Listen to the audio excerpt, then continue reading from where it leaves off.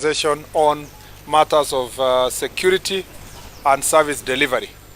We are very happy to have had a meeting with the county security team and have a briefing on the general status of security situation in this county and the status of government delivery in this Uasin Gishu County. First of all, let me say that this is county number 1 now in this republic, and this county we are very proud of. It's a very new city. We are in a very new city, and we are very happy to be here as part of our program of Jukwaa la Usalama. We will be here for 5 days to visit 5 counties, that is Uasin Gishu, Nandi, Elgeyo Marakwet, Baringo, and Trans Nzoia. And that will take us to more than half of the Rift Valley region in terms of our visit. Today we look forward to a conversation around key issues that are happening in this county. This is a cosmopolitan county, and we are halfway towards next elections. So one of the most key issues here we are looking up to is social relations among various communities that live in this county, and we are happy to report that for now a quite good period of time, the people of Uasin Gishu have continued to live in peace as one united people of Kenya. This is a city. It has everybody who comes from Kenya and also beyond. This is an international city. We have also non-Kenyans who live in this city. This city also is very significant, and as I said, in terms of fostering good relations among various communities. One of the security concerns for us here is a few elements that are inciting members of public and inciting communities against each other. One of the things that I have told the security team is to be very firm with anybody who is making inciting remarks against any community or any person. We know that some of those people are political actors that don't come from Uasin Gishu and they don't come from Rift Valley, but they try their best to create a wedge between communities in the hope that as a result of this wedge, they can try with their small minds, they think that by doing so they paint a bad picture on the government, but more deeply is because they want to use human beings and they want to use communities to fight against each other so that they can make their political point. We are going to be ruthless against those political actors. Some of them attempted during the 25th June protest or attempted protest and the 7th of July. And they tried to bring goons from other counties, from Nakuru, from Laikipia, from Trans Nzoia, to come and try to cause chaos in this county. The security team are finalizing investigations, particularly on the financiers and the chief inciters in this county, and arrests will be done in good time. Some of those who are trying to finance attacks on properties and attempted attacks on properties will be properly charged for the crimes that they are trying to commit. I reiterate, because I have seen my Law Society of Kenya leadership, and as a member, I totally disagree with those who want to make it lighter. They want to make it look cheap when we say that people who are burning courts, burning police stations, burning businesses with petrol bombs, stealing guns, burning houses for police officers, burning vehicles for county government and for burning supermarkets, looting people's businesses. All those people are properly defined in the Prevention Terrorism Act of the Republic of Kenya. They are defined to be terrorists because they have committed acts of terror. And if we find them attempt to do so, even in this city, we are going to charge them for what it is. We want to make sure, and I want to tell the Law Society of Kenya not to always be on the side of the criminals. They must be on the side of Kenyans. They must be on the side of preventing crimes in this county, in this region and the Republic. Because there is no point for the Law Society of Kenya to spend a lot of energy to try to reduce the bail terms for suspected criminals who have properly been arrested and located in the scene. You know, burning properties and burning police stations and burning courts. Those are terrorists that must have their day in court, and they must not get the assistance of any civilized person, let alone the Law Society of Kenya. I want to ask the courts not to be intimidated and to be partners with the National Police Service, to be partners with the security sector in trying to forestall a crisis in the country. The reason why we have had crisis in the past is because people watch characters with bad utterances, politicians planning goons, politicians paying for people to burn people's properties, and in the past, because of fear of political repercussions, they have taken a lighter step. I want any lawyer to look at me on the face and define for me that a person who has used a petrol bomb to burn a court or burn a police station or burn administrative offices or burn a supermarket or burn anybody's property or burn government vehicles, and tell me another definition that is far much better than the one we have given under the law of Porter, that is Prevention of Terrorism Act. And by the way, I was a member of parliament when we passed that act, you know, and I see some of these political actors are trying to play holier than thou kind of posture to the public. Does former Speaker of National Assembly J.B. Muturi forget that he passed this law by hook or crook? He was sitting there when this law was passed in National Assembly. People poured water on him, and he stood very firm that time and said, we must have a strong law, security laws, that will protect the people of Kenya and protect them against the rogue characters who are performing acts of terror. I want him to perhaps jog his memory and advise, now that he's the legal advisor of the organizers of the Goons. I want him to advise them that he was the speaker that presided over the passing of that law.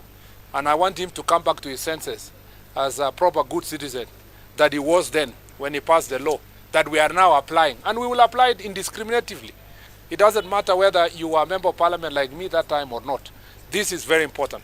And I want to give clear warning to all politicians operating in this county. It does not matter which political side you are in. It doesn't matter whether you are an aspirant or holding office.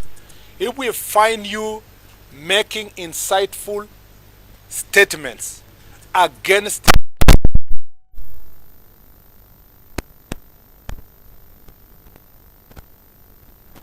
for what it is.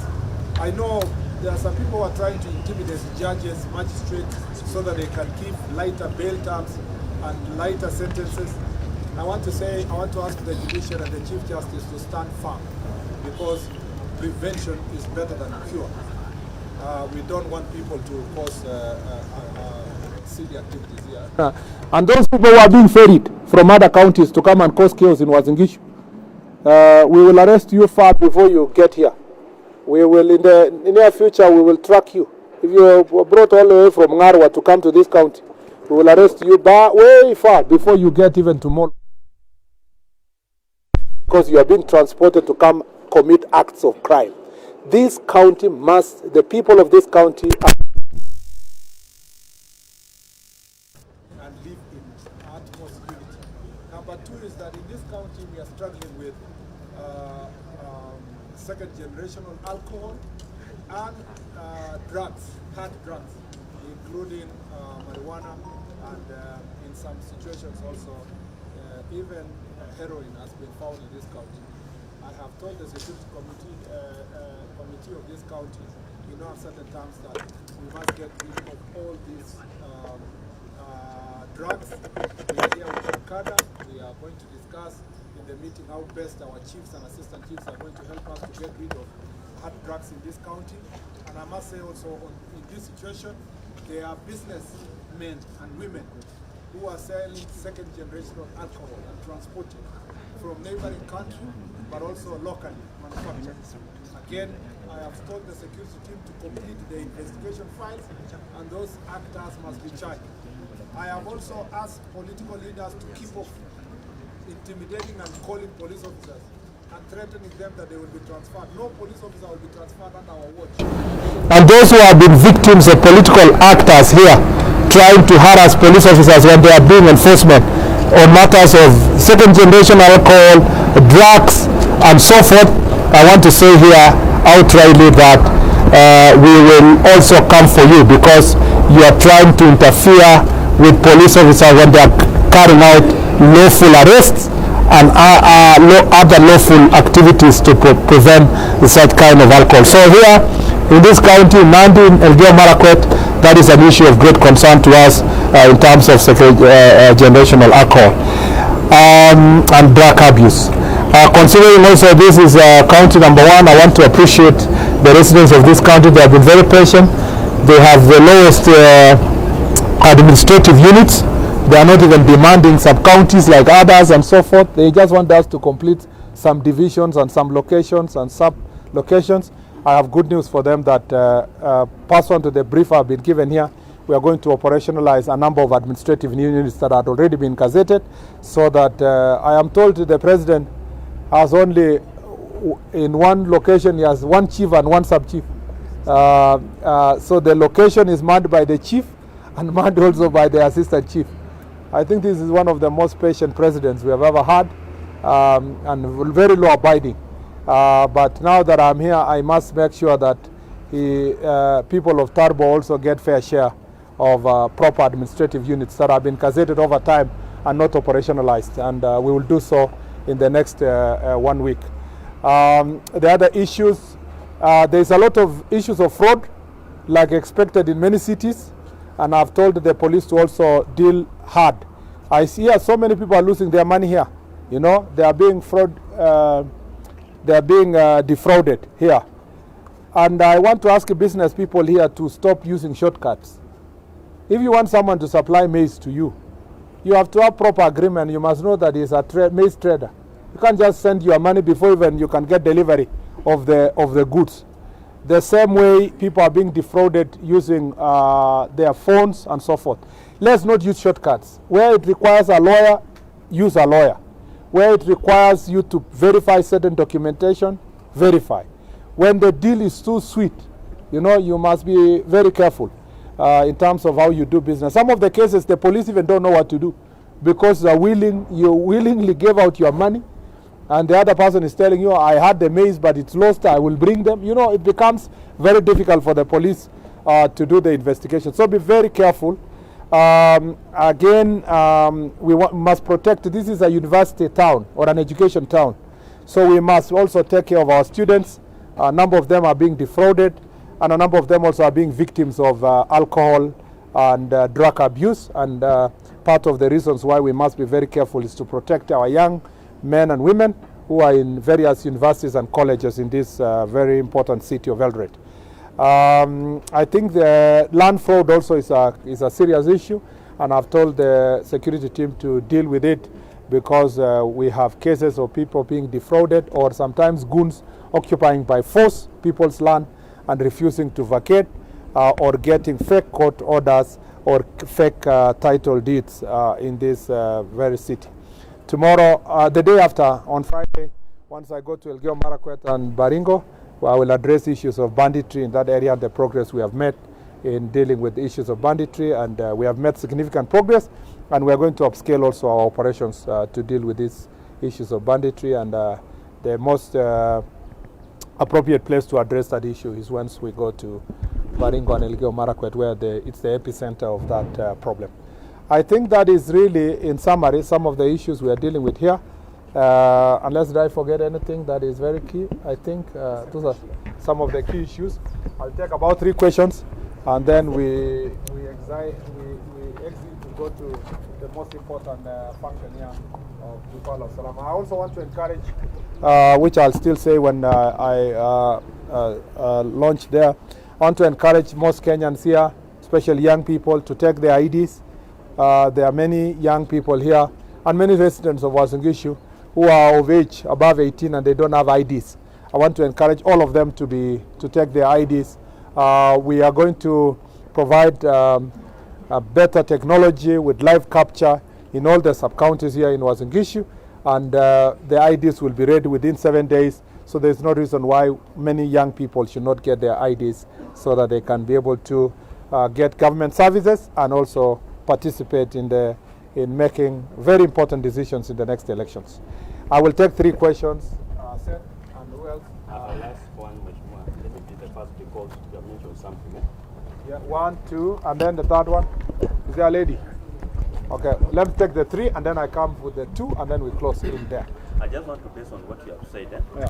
Has the law changed on bail terms? Because like you are saying, bail terms should be vanity or impunity, so to speak. Has the law changed? At the same time, are you intending to review Terrorism Act so that it can fit into the current trends that are happening in the country, so to speak? First, the law has not changed in terms of bail terms. It is the discretion of the judge to look at the circumstances and the concerns around the suspects, whether they are flight risk and so forth.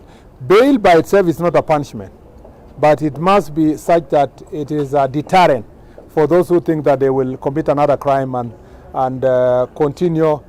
Even when we are dealing with the cases, the bail terms must be such that that person will be brought to order. It must not go back to commit similar crimes in the hope that knowing that if they go to court they will be treated, their cases will be treated lightly. So the law is there. What we want is that our judges and magistrates should not be intimidated by criminals and their allies to give lighter bail terms to suspects whom we know that they are committing very dangerous crimes. On the other side, you said that Are there plans to review Terrorism no, there is no need to review the law. Prevention of Terrorism Act is sufficient for all the criminal crimes that we have had, and what we're now waiting for is conviction, because some of those suspects were caught on camera, burning courts, burning police stations, and burning people's vehicles and supermarkets. So the law is sufficient. Just need to implement the law. Seth? Yeah, just on follow up to that, because LSK says there has to be intention and there has to be watertight evidence to prove that they participated in Terrorism Act. But that is just one. My second question is about Invading, a task force that was given the duty to come up with a report, did that, and submitted that report to the CS Health yesterday. And part of the report is about, they have recommended that Medhill be investigated for what they are saying crimes in organ trafficking. As a ministry, will the NPS now come into action? Let me first say that on the question of terrorism, I saw the interview of the LSK president and I was surprised that she was arrogating herself the position of a judge. We have presented the evidence to court. How did she assess that it was not watertight? And how did she assess that he did not miss the threshold? That is a court process, you know. And there is no court that admits a charge sheet that is defective, you know. There must be a prima facie evidence that shows clearly that there was burning of courts, there was burning of shops, there was cases of stealing of guns, and so defines clearly the acts of terrorism in the Prevention of Terrorism Act. It's very clear. It's even in black and white. As long as you're committing acts that are intended to create fear, destroy property, burn, they have white, they are instilling fear to the population and so forth. And the law is very clear on those issues. The thing is, I want to ask the LSK to concentrate on pushing for rule of law. And that rule of law includes taking suspects to court. Once they go to court, the president can either turn herself to become a defense counsel and therefore speak on behalf of the defense, but she can also speak on behalf of the people of Kenya who are suffering. I'm yet to hear LSK speak about the courts that were banned, the police stations that were banned, to speak about the vehicles that were banned, to speak about supermarkets that were looted and banned using petrol bombs. I want her to appreciate that she's not speaking for criminals only and suspects. She speaks for the people of Kenya. She's also speak for the peaceful protesters, whose peaceful protest has been disrupted by these same criminals we have arrested. I thought the LSK will be celebrating with the police that thank you very much because you are punishing these criminals that are infiltrating process so that in future we have peaceful protests. Instead, what do? They want to secure these criminals to be free so that when the next protest happens, they will be in the streets assisting other criminals to interfere with peaceful protests, which is counterproductive. Any person who is pursuing peace should hold hands with the National Police Service and the security chiefs to get rid of these criminals so that in future then we will have peaceful protests in the country that are purpose driven, not banning of properties. I want to tell Madam President, my former good student, that on this one she is damn wrong. Yeah, she is actually on the wrong side of history. She needs to quickly salvage her reputation by siding with criminals and terrorists and trying to defend them. And I want to tell also the opposition they are very damn wrong on this one. They should be the first ones to help us make sure that all these organizers of criminal activities are dealt with so that them, being in the opposition or any other citizen of Kenya, can now organize peaceful protests. On the question of Medihill, I would rather not interfere with that particular issue for the medical issue because it's already in the hands of my colleague and the process will take, the law will take its course in the fullness of time. But those are some of the things that make Eldoret becomes a center of fraudulent activities and in this part of the world. And that's why I told the security team they must deal with all kind of fraud. Students being defrauded here, people being defrauded by medical practitioners, people being defrauded by land criminals, and all these characters. So it's all kinds of fraud that must be investigated and dealt with decisively. The last one, yes. Yeah, my name is Genz. I will come to you. I'm saying the last three. Yeah, I'll come back to you. Yeah. My name is Genz for Media Markets. I have one question. We've seen reports of what's happening in Chakama. Are there concerns currently from where you sit as regards to religious radicalization? Secondly, from the Jukwaa la Usalama where you've been, what are some of the cutting issues that have been raised by members of the public that you wish to share with us?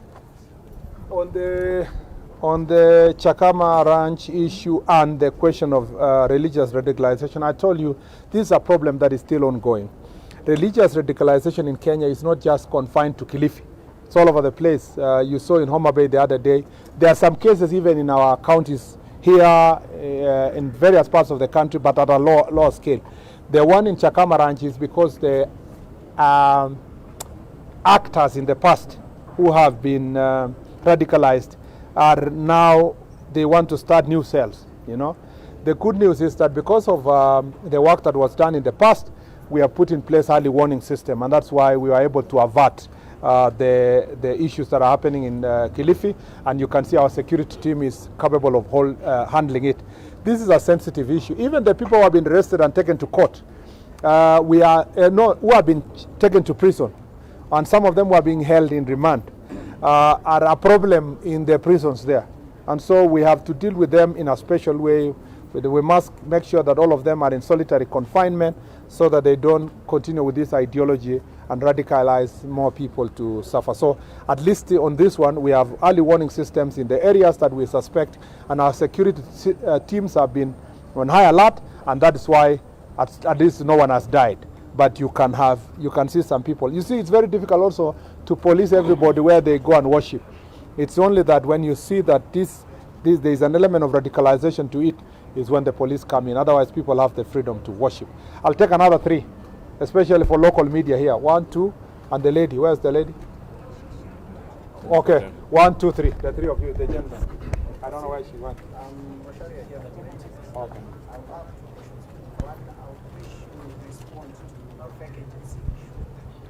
Why is it Eldoret has always been the target for these agents? Okay. Employment agency. Employment and the travel and foreign study services. Okay. Because most of the victims from what we've covered over time are from the neighboring counties of the Union County, but it's Eldoret that has been their target. Okay. Then there are claims that these people kind of because the number of arrests of the agents that have been made over time and those was presented in court is quite very low related to the number of cases that are happening being reported. So what is the police doing? Because there are claims that there could be collaboration because some of these agents are well known to the people. Then secondly, there's a story that NTV, according to this following up, an issue to do with fallen soldiers in the country, and they were asking, there's claims that there's from the widows and families of the fallen soldiers, the benefits kind of there's claim that the benefits always come late. And then secondly, there's that argument about a fallen soldier who is said to have died by suicide. According to the forces, saying they're not given the benefit of Soldiers that is KDF. not KDF soldiers, any person in service. Okay. They're not given the benefit of First, I don't know a specific case, but let me say this, that we, in the National Police Service, all our officers who are serving and some who have retired or those who died in the course of duty, we are trying to make sure that we expedite the veterans law, which is now at a consultation stage, so that we can have clear legal framework for taking care of the families of those who die on duty. And the benefits of those who retire also should be taken good care of. And the pension issue in the Kenya is not just for police officers or those who have been in service. It's a cross-cutting issue, which is of a challenge. But we want to work on the legal framework to make sure that most of these officers and their families are taken care of. So it is part of the police reforms. It was in the task force report that we must make sure that we work on that issue. On the question of why Eldoret, we are going to Jukwala Usalama to ask the residents here, why Eldoret? Why are fraudulent people taking advantage of you? Why do they feel easy to come and prey on citizens of this county and the region? First of all, you know, Eldoret is a catchment area of what was in the old days called the White Islands. This is a very rich area because there is a lot of farming, there is a lot of rain.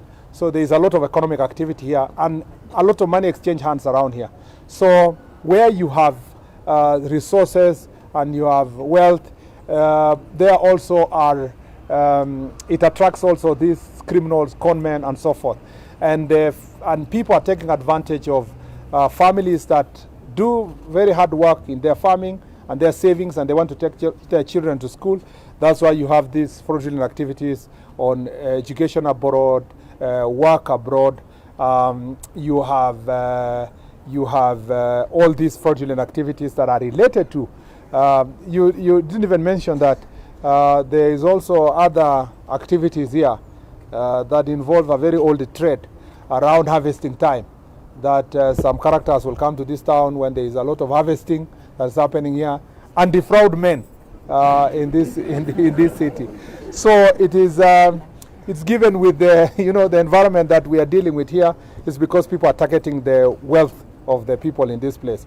What is important is for us to deal with it decisively, and we have discussed some strategies with the team on how to go forward. But even when we go back, the Inspector General of Police and the Directorate of Criminal Investigations might have to send a special investigation team to once and for all crack this issue. As to whether few people are being taken to court or not, I have no information that. You see, even one person can defraud so many people. One agency can defraud so many people. So it doesn't have to be many agencies for it to become fraudulent or for many people to suffer. So, but again, ladies and gentlemen, and residents of this region, let us also not fall prey. There are some things that we can check. You can check with your chief, you can check with your friend. Everybody is trying to hide that they have got a good deal. You see this thing, somebody saying, I have a good deal here, like the story of Mercury. Somebody's walking around saying, nimepata mtu wa kuuza Mercury, and it's in every town. And one person thinks that he's the only one who has the Mercury. Kumbe there is another one who has the Mercury here, and they are meeting in one building here. Maybe KVDA building, they are trying to sell Mercury, non-existent Mercury. So there is a lot of fraud that happens around here. I want to ask residents to be careful. Last question, or second last? My name is Giba Sumana from KBC, and during the Jukwaa of Salama sessions we've been having across the country, with Turkana, Samburu, the main issue there is cattle rustling And banditry issues, yeah. But come across the issue, because I understand it, our member here, I'm a dweller here, it's a largely peaceful county. But my question is, what stands out? What's the main issue here? As I said earlier, and rightly put, as I told you, these issues of fraud, there are issues of political incitement that take place here.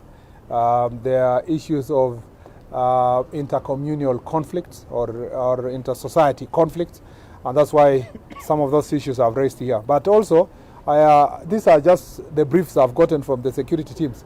We will be with you the whole day. You will hear some of the key issues from now the wananchi here, from the chiefs and assistant chiefs. And I told you, drug and alcohol abuse. Some of those things that I talked about earlier are some of the key issues from the security team. But from the citizens, you will hear the entire day what could be some of the key issues. And again, I'm going to have a session with you guys in the evening. All the media houses operating from here, media channels, social media, and all that in the evening. That should give you, after we've listened to the citizens of this place, that should give us the opportunity to interrogate some of the concerns they've raised. Lastly, you.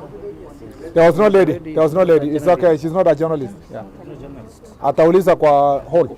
Yeah. Yeah.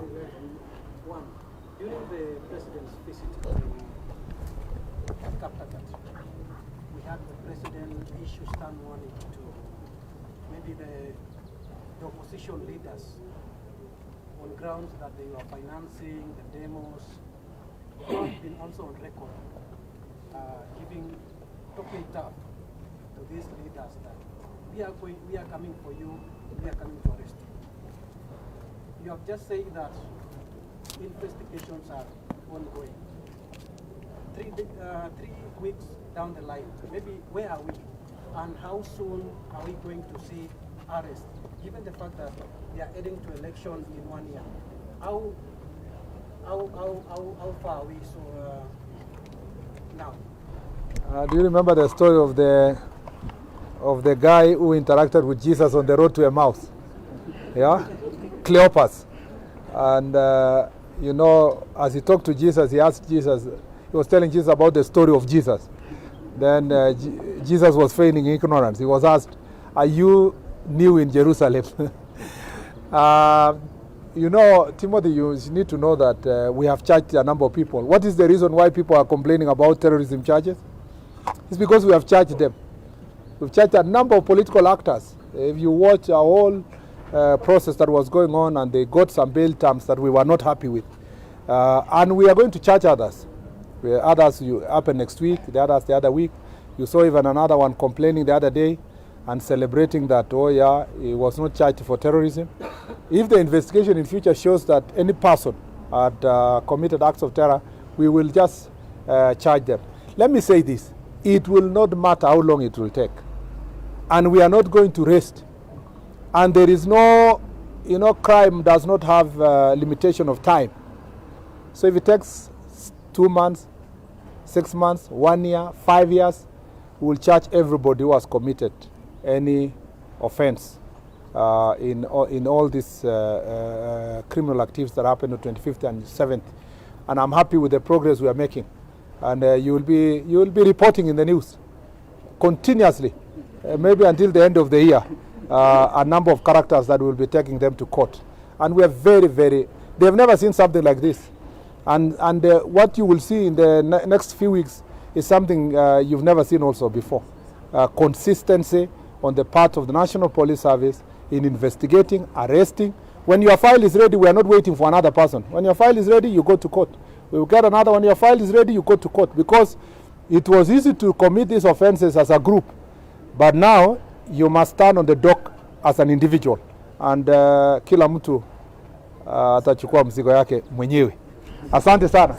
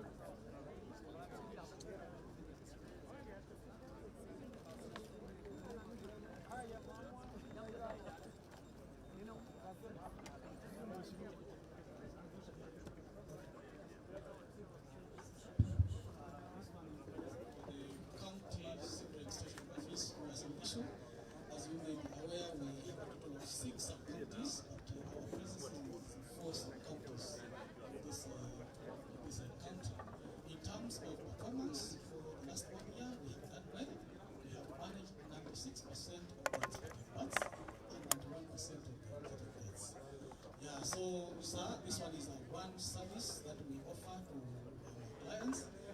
Then we have had a number of applicants, but for purposes of this particular account, yes, we have around 6 certificates which we wish that you hand them over you, plus our PS communication to the applicants. Yes. Faith.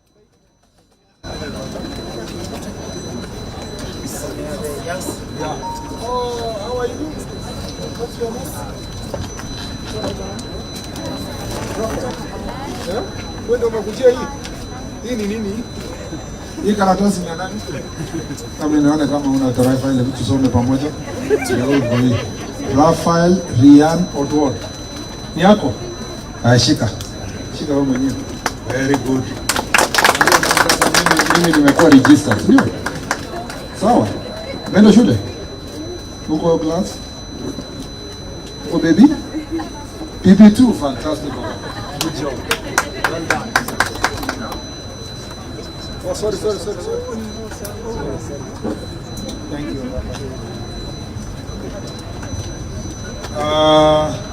Olivia Chepkemoy, the mom.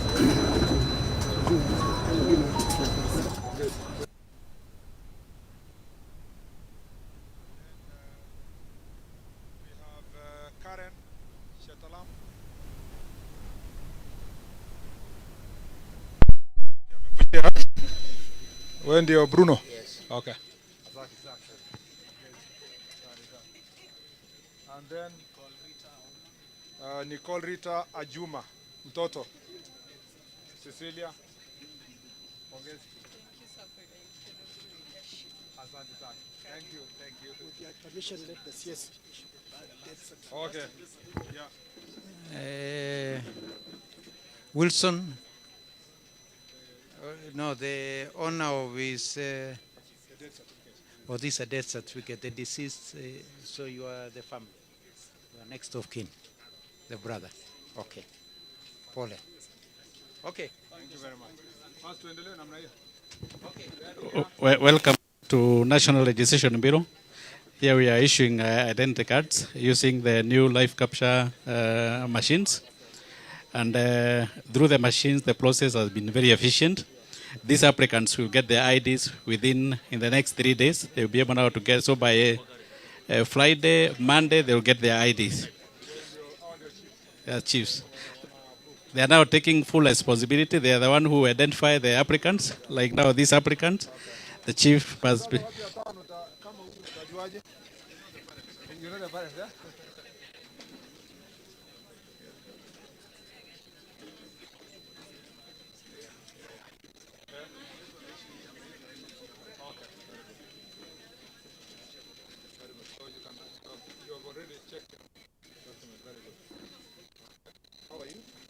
How old are you?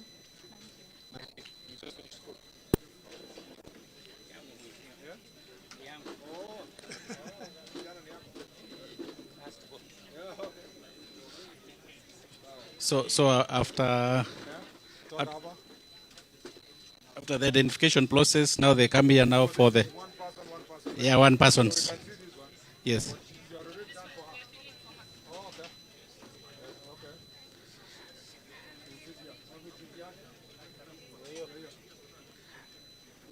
And when the details, the applicant is also able now to counter check. That's why now we have the two screens to counter check, so that to ensure that the names are correctly spelled, the details and everything is well done. Yes.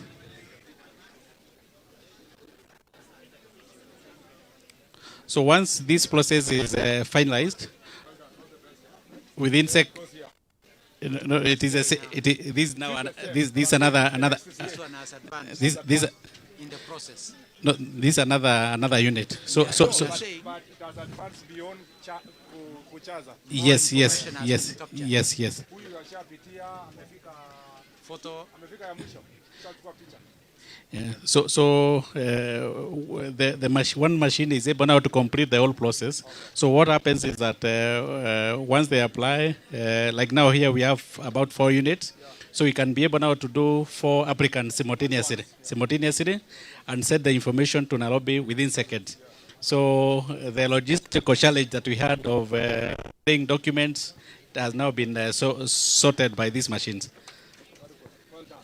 So this is takes how many minutes to serve one person? About 3 to 5 minutes. Yeah, at this stage. So maybe the entire process is about 10-15 minutes. About 10 minutes. Kama imeenda sana 8. Yes. But So also the numbers are not that they are coming at a long queue. yes. So they are able now to manage. But for those stations where we have big numbers, we deploy more machines. So this, you do everything done. Yes. Sir. So these are the first 50. Yeah, these are the first 50. So you did them today? Yes. This one did today. This one, they are not even all. But you will issue 5. For today? Yes. Yes. Allah? So these applications are now in This is our very good. Where are they? They are here. This is very good. Where is Nishike? Wapi Masi Chepchirchir? How are you? Very good. This is the young generation. Well done. Wapi James Gaduru?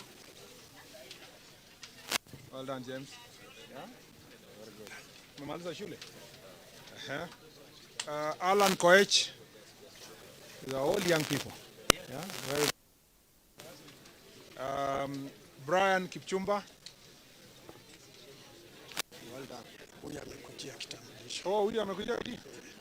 Brian. After Brian. Very good. Asante sana. And then huyu mtapewa tu hizi zingine. Nani? Masi Chelimo. Uli apply lini? Last week. Very good. Na ukachelewa kwa nini kuchukua last week? Yetu ni yako. Oh, ulikuwa shule. Very good. Are you in college? It's okay. Yeah, very good. Yes. Yeah. Okay. The others are. We have Santry. Yeah, fanya hiyo moja ndio tuende. How are you? Unaitwa nani? You also applied? Okay. Okay. Okay, very good. Oh, nice. Asante sana. Salamia kidogo. Tasalamia kidogo. Halo. Haya, sikizeni. Leo tuko vizuri sana. Minister yetu ko hapa, amepeana birth certificate, amepeana vitambulisho. Wacha tuone tuongeleshe kidogo. Salamia wananchi saa. Haya, Wazingishi hoye. Habari zenu? Now we are very happy. Tumeona kwamba mmeona kazi yenye tunafanya hapa. Mmeona birth certificates zinapeanwa kwa sehemu hii na death certificates which is registration na mambo ya ID inafanywa hapa. Nimefurahi sana kwamba using this live capture machine watu wengi asubuhi karatasi karibu 30 ya siku ya leo. na by the end of the day expected of 100 even 200, kumaanisha kwamba there is need to make sure that in all the sub counties ya Uasin Gishu na especially kwa town hapa watu wengi wanakuwa facilitated wapate ID zao. Hii Uasin Gishu tumewaambia Wakenya kwamba sasa ni rahisi kupata ID. Ukiapply ID yako kati ya siku 7 umepata. Ya pili tunakuletea birth certificate, death certificate unapata immediately hapo. Ya tatu ni kwamba ID ina-applyiwa na hakuna kitu unalipa. Unapewa free. Ya nne ni kwamba most people hapa because border sio mbali walikuwa wanasungushwa kusema vetting lazima ikuwe extra and so forth. Hiyo vetting iliondolewa. Lakini sasa chiefs mjue namna hii. Hiyo kuondoa vetting ndio sisi tulileta more stringent responsibilities kwa chief. Every chief mwenye anasign mtu lazima akuwa anajua huyo mtu anatoka sehemu hiyo. Na mwenye chief akifanya hivyo anaweka kidole yake. So hakuna venye ataepa. Tukipata mtu amepewa the wrong person who is not a Kenyan, amepewa documentation ya Kenya, chief anavutwa, alafu anapelekwa kotini, anastakiwa, na mwenye alichukua documents anashikwa, anapelekwa kotini na chief, wanaenda kuishi huko kwa jela wakirekebishwa polepole, na hiyo documents inakuwa cancelled. So it's a very serious process. Unajua kuna watu wengine wanafikiria we are taking it easy, ati ku remove vetting inamaanisha sasa anybody can just wake up and say I want a Kenyan ID. No. It is only a Kenyan who is known to be a resident of that area, na whose parents are known to the chief, na the documents of the parents are also part of the documents that are used to get an ID. Where huyo mtu ana wazazi, lazima apitie an affidavit. Lazima kuna affidavit anajaza, ndio hiyo affidavit itasema kwamba yeye ni mtu ya sehemu hiyo, ndio sasa chief aweke kidole yake na akuwe ni testimony ya sehemu hii. Tuko hii Uasin Gishu siku ya leo kwa jukwaa la usalama, na we want to make sure that hii services ya IDs inaendelea kufikia kila mmoja. Kwa hivyo asanteni sana kwa kazi nzuri, Mungu awabariki na tutaonana tena baadaye. Thank you.